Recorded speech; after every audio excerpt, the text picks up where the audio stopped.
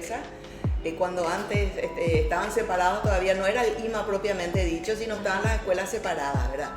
Y estabas investigando cuál instrumento era lo tuyo, sí, tu vocación. Sí, exactamente. Ya tocaba guitarra también, ¿verdad? Pero era el lugar en que me daban el complemento de los otros instrumentos, ¿verdad? Ajá. Entonces estudié piano, flauta traversa por varios años. Después ya cuando fui profesional en la guitarra, me convocaron para fortalecer el área de guitarra clásica, porque había muchos años en que no surgían egresados de la escuela. Entonces, en aquel entonces me llamó el director del conservatorio, que fue el maestro Juan Carlos dos Santos, y ahí empezamos después de unos años a sacar egresados del conservatorio en el área de guitarra clásica. Qué interesante, Luz María. Y estaba recordando aquel momento que fue un parteaguas, ¿verdad? Un impasse cuando ocurrió lo del incendio del antiguo edificio del IMA. ¿Qué recordás? ¿Qué nos puedes comentar? ¿Cómo fue el proceso para que vinieran a este nuevo lugar? Bueno, fue un día así muy clave. Fue el 30 de abril, Día del Maestro. Era justamente el año bicentenario, ¿verdad? Y nos llaman a la siesta y se está incendiando el IMA, ¿verdad? Ahí nos convocamos toditos, vinimos a frente del IMA, que también quedaba por acá cerca del edificio, sobre Víctor Aedo, casi Chile, si no estoy equivocada. Sí. Y bueno, y estábamos observando todo desde abajo, ¿verdad? Cómo el fuego iba subiendo piso por piso. Y desesperante. Era desesperante, ¿verdad? Cada escuela rogaba que no llegue a su piso, pero finalmente las llamas consumió todo el edificio y consumió todo lo que estaba dentro. Toda la historia fotográfica, del archivo fotográfico de las escuelas. No quedó un solo instrumento, no quedó una sola partitura. Fue el 30 de abril, quedamos sin nada, sin un lugar donde estar, sin las herramientas laborales, ¿verdad? Y lo impresionante fue cómo la sociedad se solidarizó con eso. Porque para el 15 de mayo, que eran las celebraciones del Bicentenario, por ejemplo, el conservatorio, yo era directora en ese momento del conservatorio, ya tenía todos los instrumentos de orquesta. Fueron donados. Yo recuerdo que la gente tocaba el timbre en mi casa y me traía un arpa, por ejemplo. Sí, y así cada uno traía el instrumento que le sobraba en su casa. Y así se armó todo y pudimos ser partícipes tocando en todas las actividades del Bicentenario y todas las escuelas, ¿verdad? Enseguida se consiguió un lugar donde podía ir la escuela de danza, por ejemplo, ¿verdad? En el Union Club. La solidaridad de toda la gente, de todo el mundo, que ¿verdad? siente propia lo que es el IMA, ¿verdad? Como Así suyo, el mismo. instituto, es de la familia. Sí, se solidarizó la sociedad y pudimos encontrar varios lugares.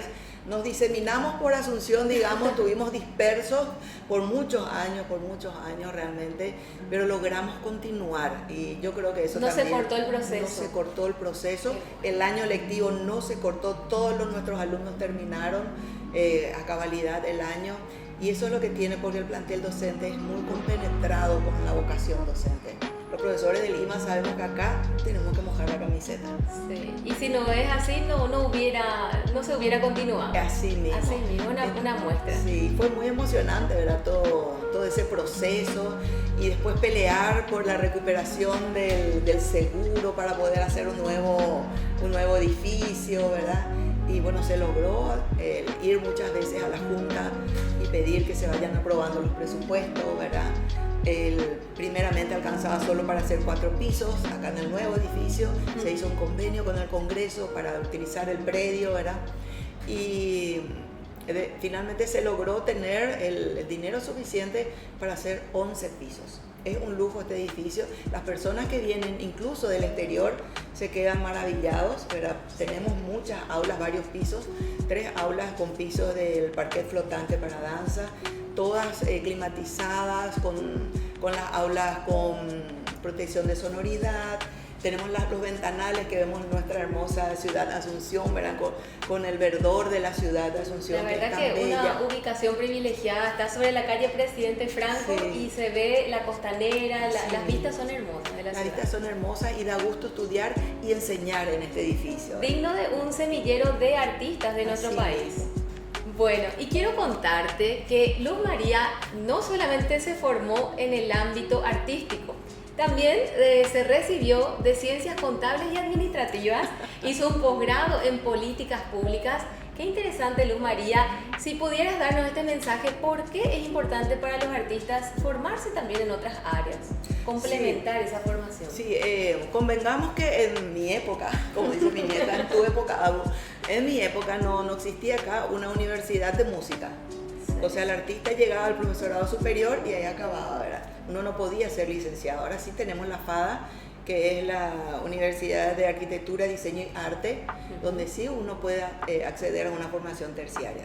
Entonces, terminé yo mi capacitación dentro del país. Siempre mi opción fue desde Paraguay al mundo, o sea, yo nunca quise dejar las raíces, pero también decía que el artista paraguayo puede triunfar en el exterior sin necesidad de dejar su familia, no sé, su entorno, sus tradiciones. Y creo que ese fue mi principal legado a la juventud, de que se puede, ¿verdad?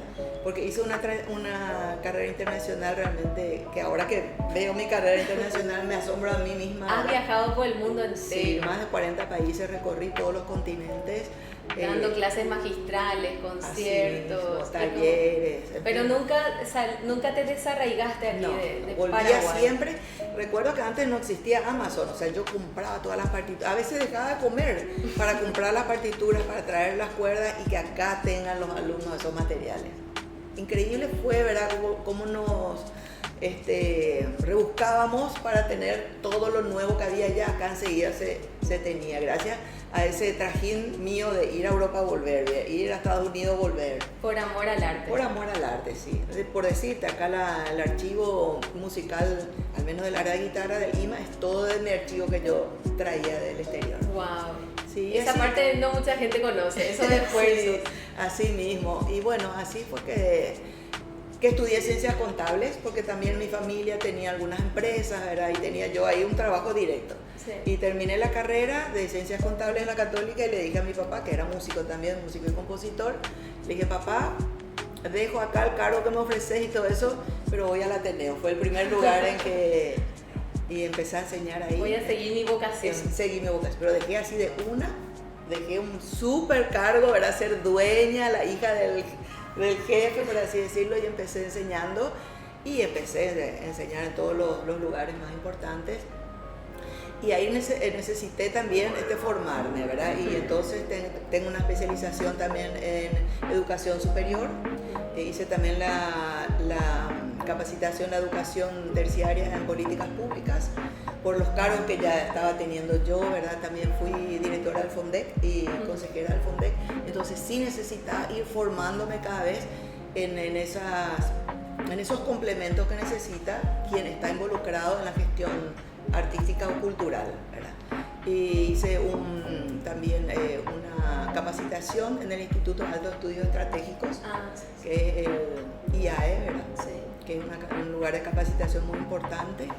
Después terminé varios otros talleres, como por ejemplo un diplomado en cultura paraguaya. Y en fin, siempre sigo estudiando. Ahora terminé una maestría precisamente en didáctica y pedagogía de la enseñanza musical. Qué lindo, Luz María, sí. Siempre apostando a la formación continua. Eso acabo de terminar, ¿verdad? Lo terminé el año pasado, con decirte que no hay que parar nunca de seguir formándose. Incluso esa carrera que pareciera que no tiene nada que ver con la música, que es contables, el músico de hoy, el artista necesita conocer algunas cosas como derecho, porque están los derechos intelectuales, por ejemplo, que se deben conocer. Si uno tiene que hacer un contrato laboral, necesita conocer eso, ¿verdad? Si uno quiere proyectarse o presentar un proyecto a algún lado, necesita plasmar eso en un cronograma de actividades.